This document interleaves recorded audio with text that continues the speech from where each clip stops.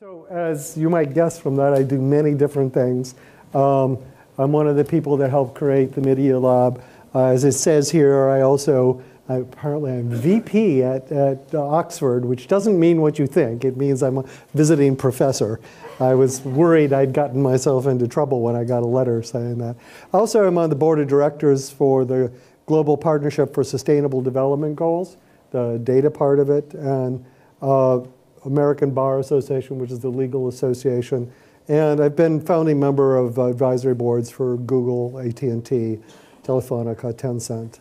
And so I have a lot of different perspectives I bring to it. And what I'm going to talk about today is a perspective for dealing with AI and blockchain and big data and trying to put that all into a framework which I think will let you think more clearly about it, and more importantly, think about what to do about it. Because it's all going to take our jobs, we're going to die, whatever, that doesn't really help you. You have to say, well, this is what we're going to do. So I hope to inspire a little bit of this is what we're going to do. So for me, this journey started some 20 years ago. That's me on the left there. And what I was interested in was the fact that computation was moving to the body and computation was becoming wireless. And this is back before there was Wi-Fi, back before there were cell phones. And what we did is we soldered together little computers with motorcycle batteries and antennas that used ham radio and so on to try to see what the future would be like. And it looked very funny, and we got lots of television crews coming and things. But we learned a lot from it. We learned what today's computing would look like, that sort of just-in-time information, things like that. We also learned that this was not going to fly. Everybody said, this is great, but I'll never do this. And so what I did is I recruited a bunch of fashion students from Paris to begin to ask, here's the technology, what will it look like when it's actually something that's out there and commercial? And this is what they designed. And notice the year is before there was any cell phones, right? So they designed something that is a spitting image of an iPhone with a fingerprint and the screen and the battery and so forth, and things that are pretty close to Google Glass and some of those things. And that actually inspired the students. So for instance, the fellow that's in the front there was the technical lead for Google Glass. And some of the other ones went on to make the world that we have today. The big thing that we learned from this, or at least that I learned from this, is that it's not about the computing. It's not about the connections. What it is about is the data. Because for the first time, we had human behavior at a fine grain, millisecond, for all the waking hours for years as these students wore this around on the campus. And that was unique. That really transformed our understanding of what people were doing. And it gave the prospect of having a computational social science. So most of the things you know about people, about politics, about medicine, come from frighteningly little data. Typically, surveys applied to freshmen sitting in psychology classes. This notion of having quantitative data as people go about their normal life is really transformative. And it's been noted, and there's been articles about this in the leading journals, about how this is going to transform a lot of the social sciences to be much more quantitative and predictive than they are today. And if you think about that, that's quite something. Because social sciences, by and large, are things that talk about effects, but they're not quantitative enough to actually predict what will happen. And there are some things that get a little bit that way, like, for instance, some of the epidemiology, some of the marketing, but by and large, you can't design things because you don't have quantified models of human behavior. And now we're beginning to do that. So one of the sort of top-level things is to look at the way we manage ourselves. So the way we manage ourselves is couched in language that was developed about a century and a half ago. So everybody quotes this invisible hand, the notion of democracy, where it's one person, one vote. All of these have their grounding in this notion of rational individuals. We decide what's good for us, and we act independently. But actually, Adam Smith didn't propose this as his model of the invisible hand. This was something that English mathematicians came up with in the late 1800s because they couldn't handle the math of what Adam Smith actually said. And what he actually said was this: it's human nature to exchange goods, ideas, and favors. And it's these peer-to-peer exchanges which create solutions for the good of the community. In other words, it's not markets. It's not one person, one vote. It's the relationship between us, between you. All of those relationships can be different. They're private. This is where the concern about privacy comes, because all the relationships are different. They have to be private to be different. And it's exactly the opposite explanation from the rational individual one.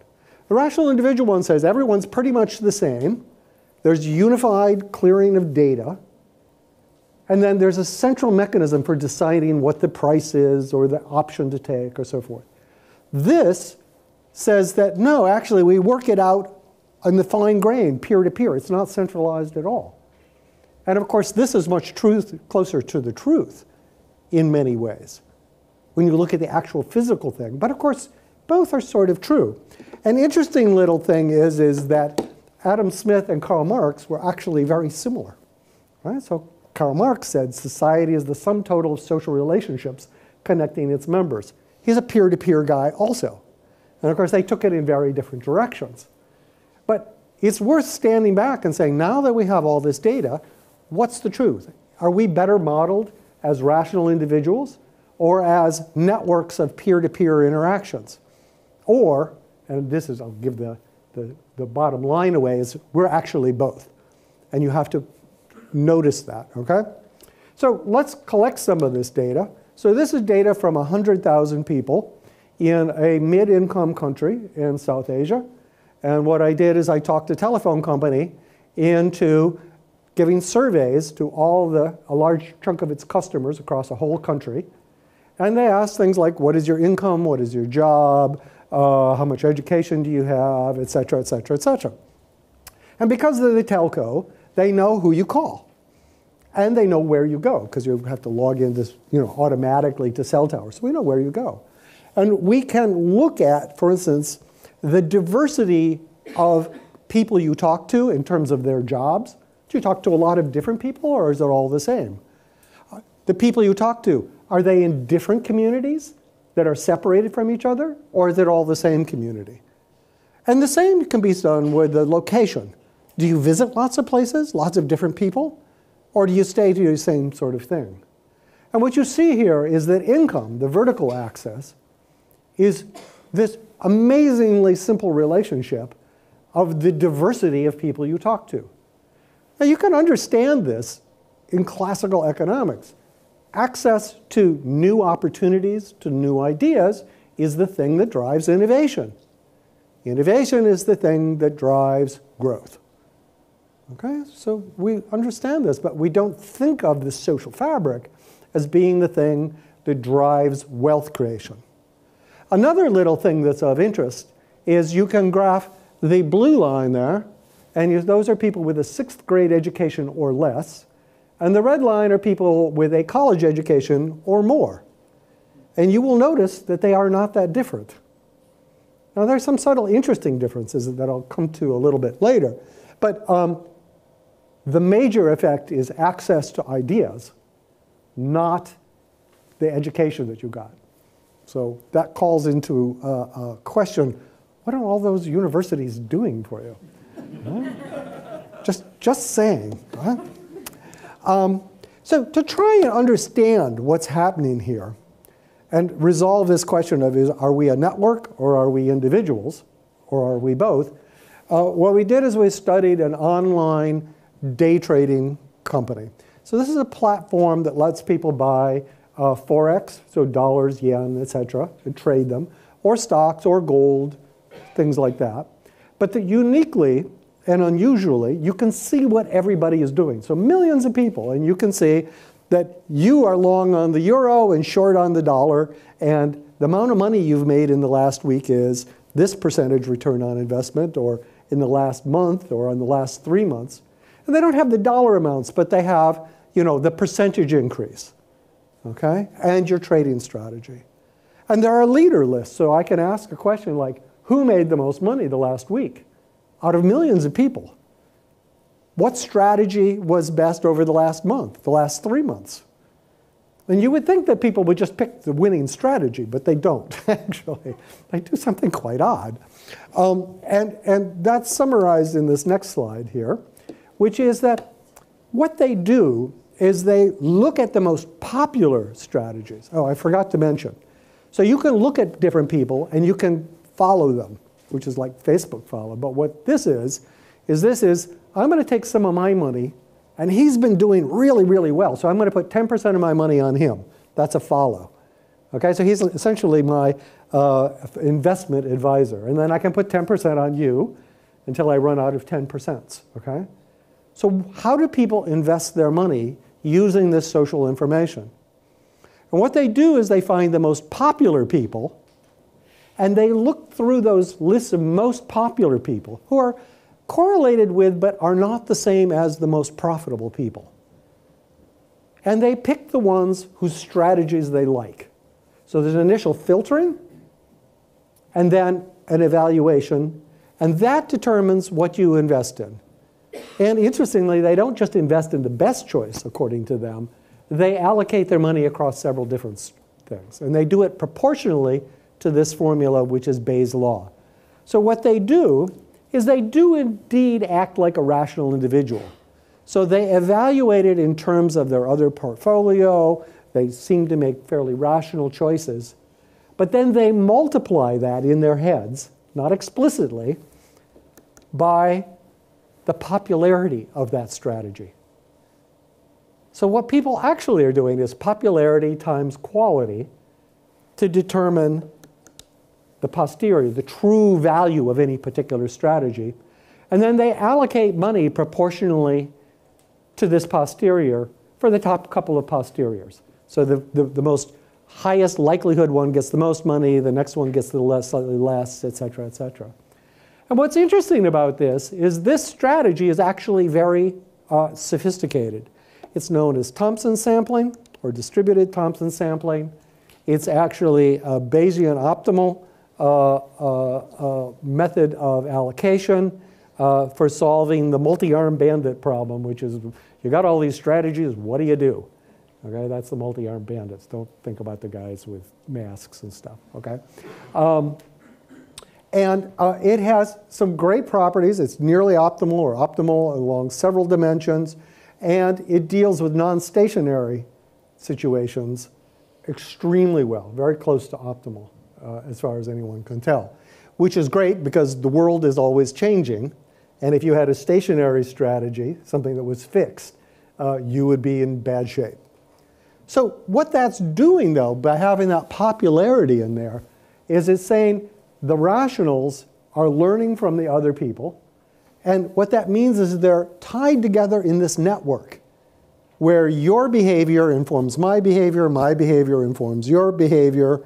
So it's this sort of large network where we're all continually optimizing. Now, that might sound like a lot of the AI algorithms if you're into that sort of thing.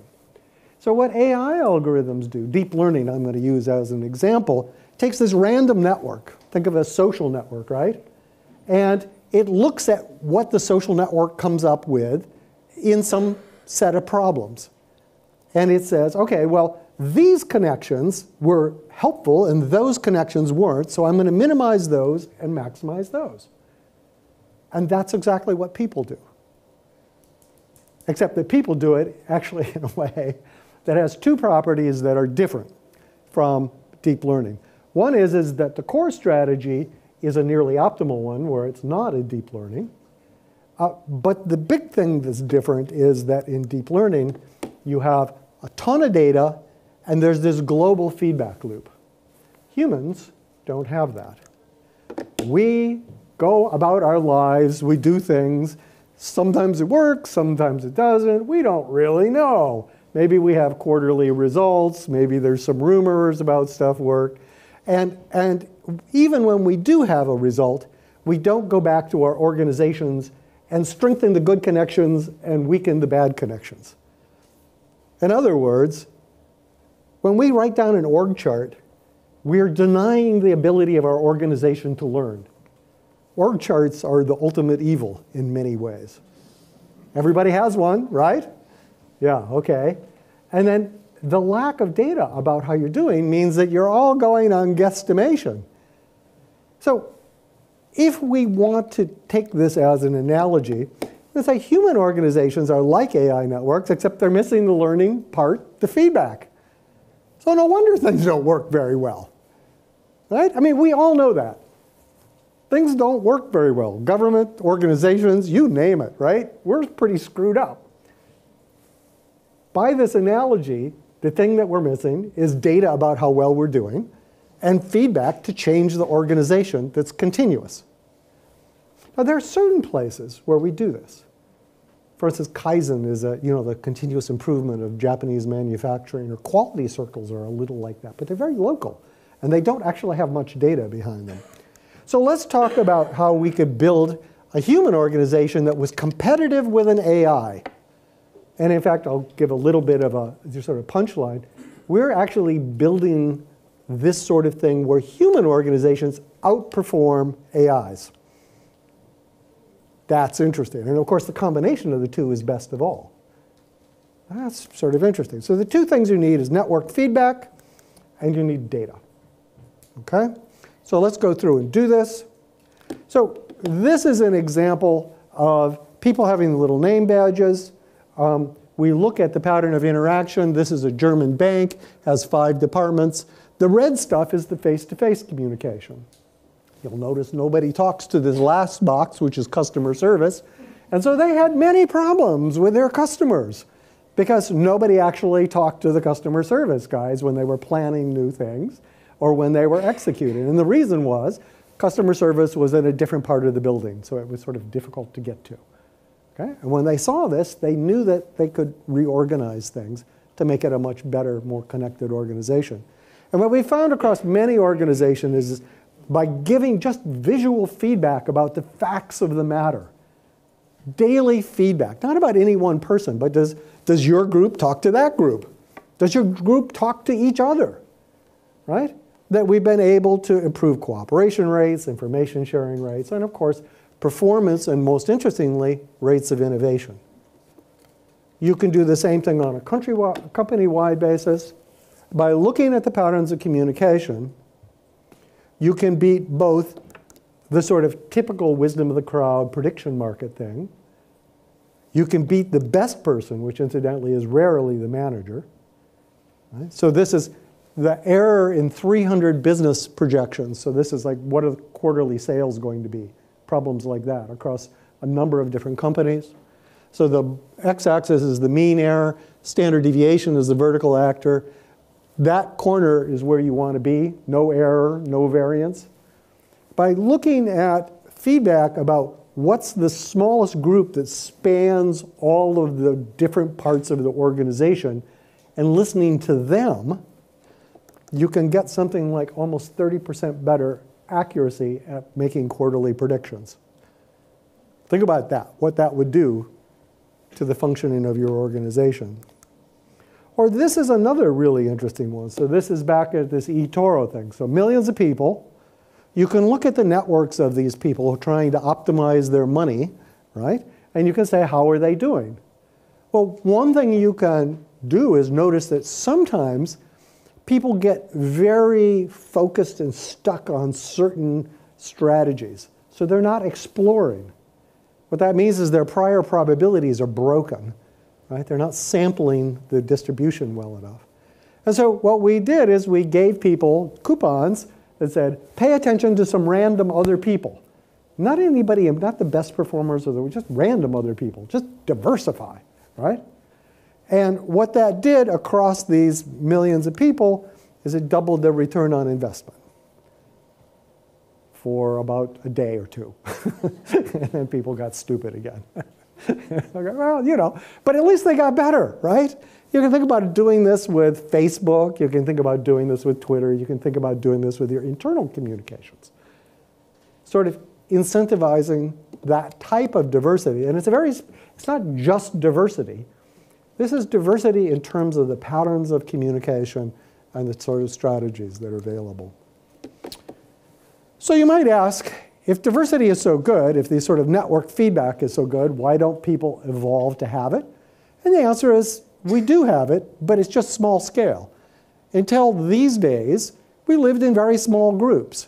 And so we have mechanisms for reading the other people in our immediate physical environment and trying to, you know, figure out what's going on, who's collaborating or colluding with each other, things like that. But we're terrible at it when it comes to larger organizations. Because all of our intuitions are based on this sort of face-to-face stuff. So we need to have mechanisms that take our local things like quality circles, things like discussions about how we're doing, and expand them to the larger group. And I've shown you some examples of that. The other thing that you need, so let me just stop for a second. So the fact that we have some of these things shows up in an interesting way. So if you look, this is for the United States. They look at all the skills of all the jobs and which jobs are getting paid the best and in best demand. Everybody makes a big deal about STEM skills, technical skills, math, science. But far more in demand than technical skills are social skills, and in particular organizational skills. Not only those in more demand, they're paid better. And of course, you know, the brass ring or the best is technical skills plus social skills. But we don't in our universities or in our companies promote education about organizational skills. Or if we do it sort of on the edges. Right? So maybe we should actually try and satisfy the market demand there, right? And incidentally, if you look at job mobility, so the ability to be flexible and change as technology comes, those STEM skills are among the worst things you can focus on, and the social skills are absolutely the best. Well, that makes sense. If things are changing, you have to be able to read the wind and figure out how to fit in, right? That's why we all have such an emphasis on this in university, right? Yeah, right, as if. Right? Just things to say. So the feedback, of course, depends on data. Having quarterly results doesn't really count as data. If you look at AI, it's millions of data points, constantly. It's not something every 3 months. So how are we going to get that sort of part of this equation? Well, we just have to measure a lot more. So we now live in a world that has mobile phones and credit cards and transportation and digital records and so forth.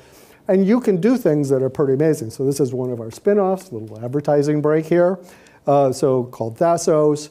It watches the foot traffic out of every store and every headquarters of every listed company in Europe and the US.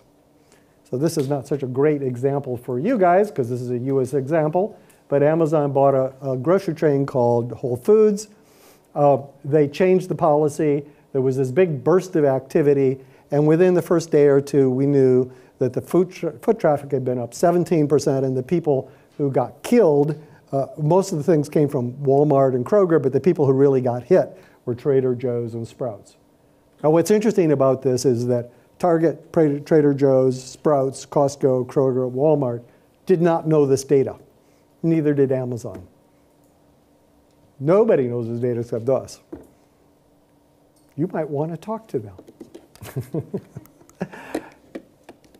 If you look at patterns of communication, what you find is something interesting. You find that you think of people moving around the city as mixing pretty generally. So those networks are well connected. But in fact, that's not true. What you find is certain sorts of people go one place and hang out with very similar people. Other sorts of people go in a different place. And in fact, this clustering of people, which is called homophily, is a far better predictor of human traits than the way you deal with your customers.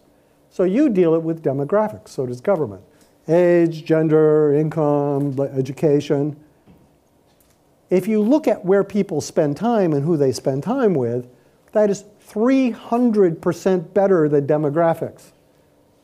Think about all your systems of marketing, of customer feedback, of anything, right?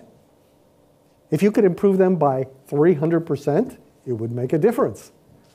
I just told you something, right? And of course, we have a spin-off in this area, which is called Endor. Works with many companies like Walmart, Coca-Cola, some of the big credit card companies, to be able to really target their offers to the communities that are going to take them up. And what you typically see is you see improvements in marketing efficiency of between 200 and 500%. It's like, guys, you could do this, right? You just have to find out where your customers are.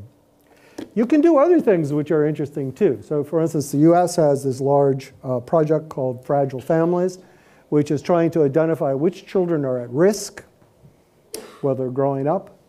And they recently had a contest where 3,000 academic teams competed to identify the kids that were most at risk from all the data that was collected. And we pretty much swept the contest using these same types of things. So that's really interesting, is you can take social problems, not just business problems, but social problems, and apply this sort of data-driven approach. And in fact, we've done a number of experiments at country scales in Cote d'Ivoire, here in London for crime, in Senegal, northern Italy. And what we've shown together with all of our hundreds of academic partners is that you can actually predict things like crime, you can predict things like poverty, equality issues, a variety of things, well enough that when the Sustainable Development Goals were being developed by the UN, we were able to convince them to include 170 measurements, like the ones I just told you about, as things that every nation is supposed to begin measuring through its National Statistical Office. So the things I just showed you are, at least on paper, supposed to become universal. Now, you say, well, the UN does lots of things and everybody just ignores them, right? But what's interesting is now you see people like the World Bank beginning to condition loans on these measurements. That's that feedback loop, you remember? Data, lots of data, feedback loop, like you don't get money unless you do this, right? How well is your government program working? Well, we now are going to have data about it. So there's at least a potential for really changing things, just like these sort of AI systems. So to make this work, you need to have all this data, and the thing that should be resonating in your brain is, oh my God, they're going to spy on me even more, right? What about privacy? What about government taking control of everything? And clearly, our systems need to be built differently if we're going to be in a data-rich world that has sort of feedback. And this last fall, I was asked to keynote the European Union's presidential opening on this topic, because they have to deal with GDPR. Probably most of the people in this office, room have to also. And they have increasingly data localization rules. And the joke is so you have an autonomous vehicle driving from Germany to France. The moment you cross the border, you have to check all of the boxes as yes, I accept, I accept, I accept, and you can't get access to the German data and you crash, right? How do we get away from this? How do we make systems actually work? Well, we are developing software at MIT. I'll tell you who the sponsors are. It's many of the people in this room. To do this. And this is sort of what the presidency is pushing. And it has a couple of sites. One is you don't concentrate data, you don't duplicate data. You leave data where it is. Instead, you ask questions of data. So if you're a telco, which you happen to be, if I want to find out something that you can answer, I'll send you a question rather than trying to get your data from them, right? That way you don't have to share your data, which you really don't want to do. And I don't want to hold it, because if I have all that data, I can get attacked and lose it all. But sending you a question and getting an answer is relatively safe, particularly if that's all encrypted and so forth. Of course, you need to keep track of what's happening. GDPR seems to require this, but you just generally want to know what's happening in this federated question and answering thing. And blockchain turns out to be a great way to do that. There are other ways that are similar computationally, but that's sort of the technology du jour, and so that's what we're building. And then the final thing is, we know from the Snowden papers that when you build these sort of systems, you should never decrypt data. That means you have to compute on the encrypted data. And you may have heard words like homomorphic computing, which isn't quite ready for prime time. But there is something called secure multi-party computation, which is ready for prime time. And in fact, that's what we've been doing with various industrial partners. It's a way of computing across a wide variety of databases without ever exposing the data to third parties or even to yourself. All you can compute is properties that everybody has agreed to, for instance, average properties. I'll show you an example. And of course, in these systems, you need to have human oversight. So we've also developed tools to look for discrimination, look for misallocation of resources, fraud, in a live way, so that as the system functions, it can begin to detect problems immediately. So let me give you a brief example here. So this is a combination of bank data, credit card data, telco data, and government data. It's not sharing the data. Instead, what we do is we broadcast encrypted questions to the holders of the data. It's computed on their encrypted data. The data is never available, even for the national security agencies. But what we get is we get which people in this European country are likely to have financial trouble in the next 3 months. And we're 50% better than the bank's current commercial systems. 50%. And that's not surprising, because we can concentrate this data. But now we concentrate the data without exposing the data. And that's using this secure multi-party computation, which you can look up, or it says stop, don't do any more. The other thing that's interesting is you can identify what sort of communities are most at risk for financial problems before they're actually in trouble. So let me just sort of mention that this is sponsored by many different companies. The French government, which is the FC, is supporting us to stand up country-scale systems in Colombia and Senegal, which we should have done by the end of the year. You might be interested in it. It's trust.mit.edu. And here are some of the comments about it. I like the second one from the CTO of the US. So it's a little bit of unguarded comment there. The last one, which is completely impenetrable, it's legalese, is by sort of one of the leading lights of the Harvard Law School. It says, this makes it possible to use and maintain data without holding it. What that means is you can actually ask questions about what's going on without owning the data, without worrying about privacy, without worrying about localization, because you've never actually held the data. What you've done is you've had a cooperative computation on encrypted data to get things that do not pertain to individuals, but you really need to know, like financial risk. So that's it. Thank you.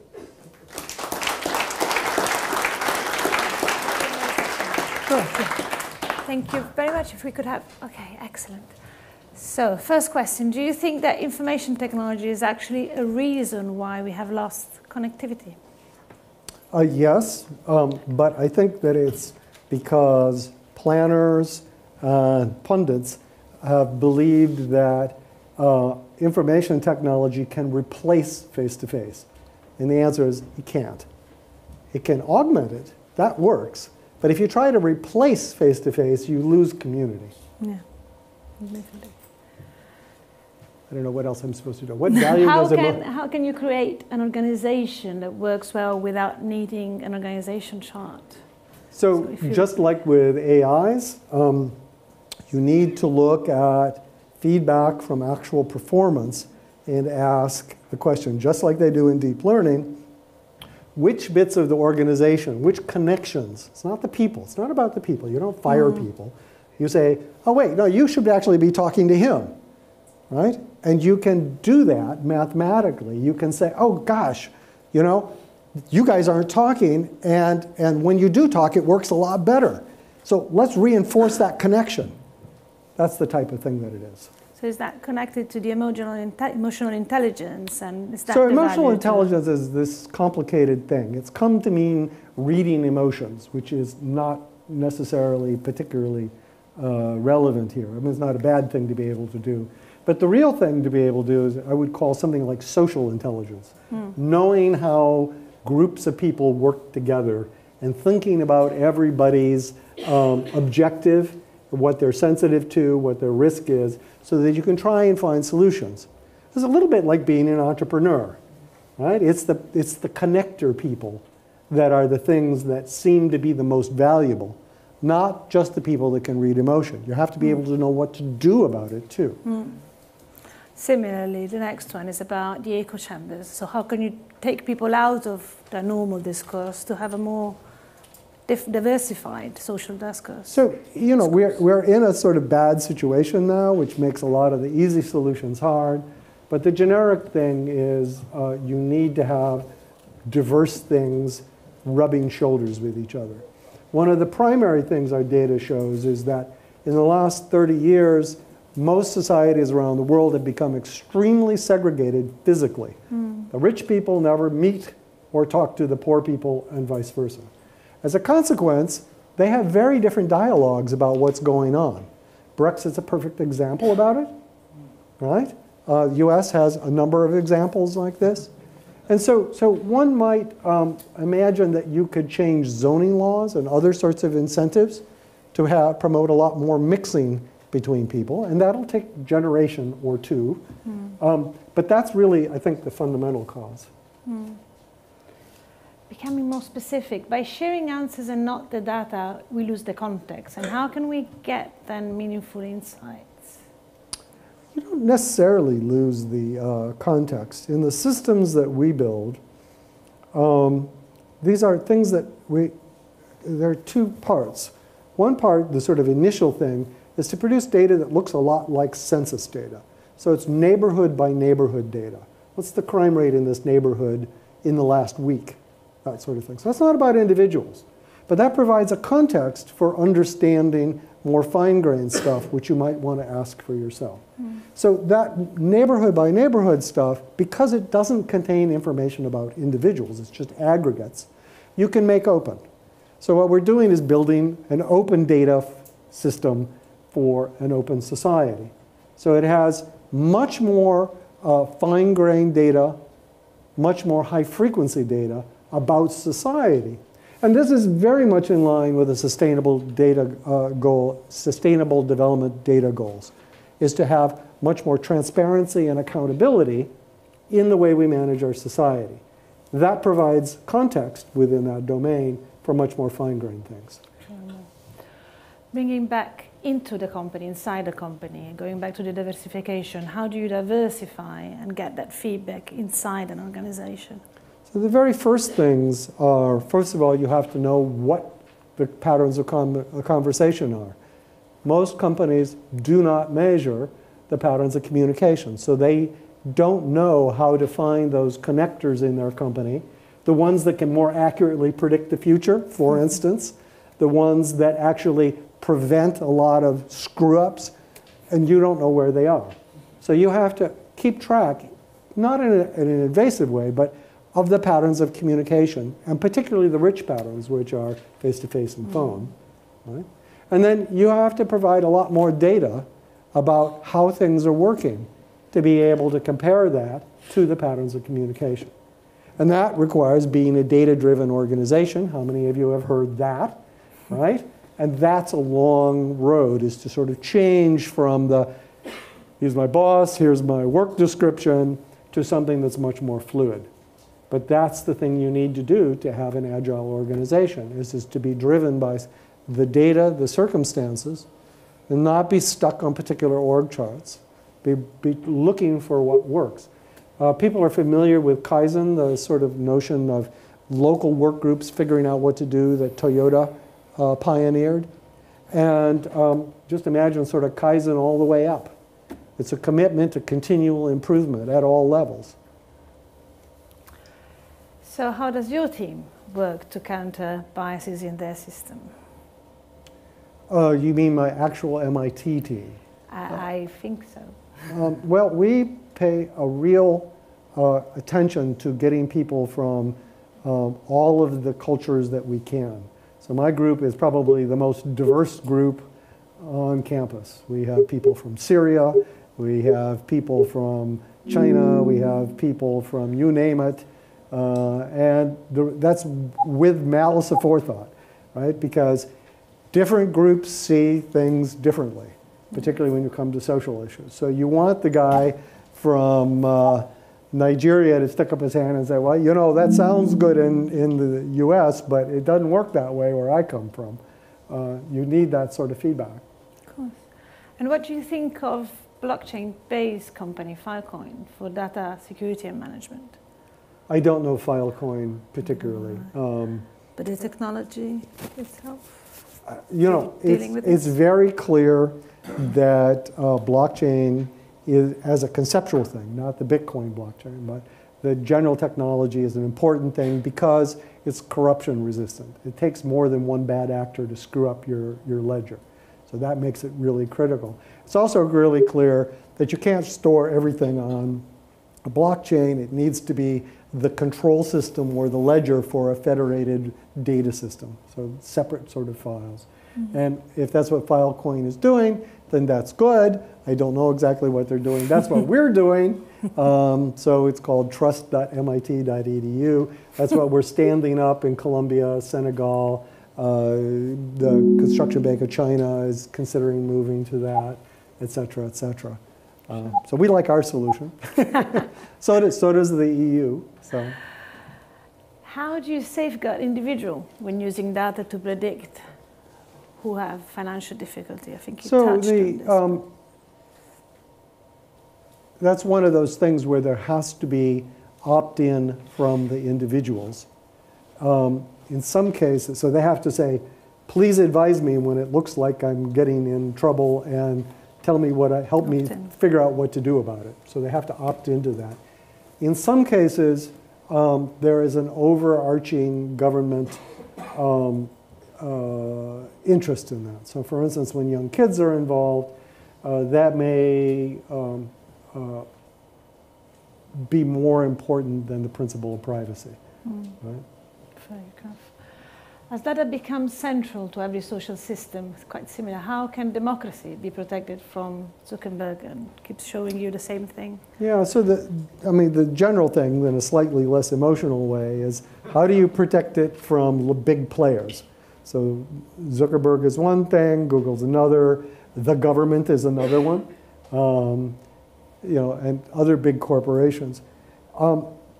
It's clear that people have to have much more rights in data that's about them.